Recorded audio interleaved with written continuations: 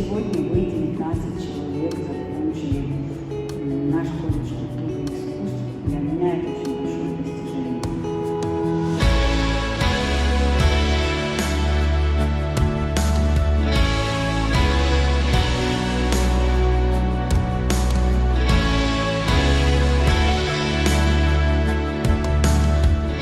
Я думаю, что если вы сегодня все-таки примете это решение, поступите, вы об этом никогда не пожалеете.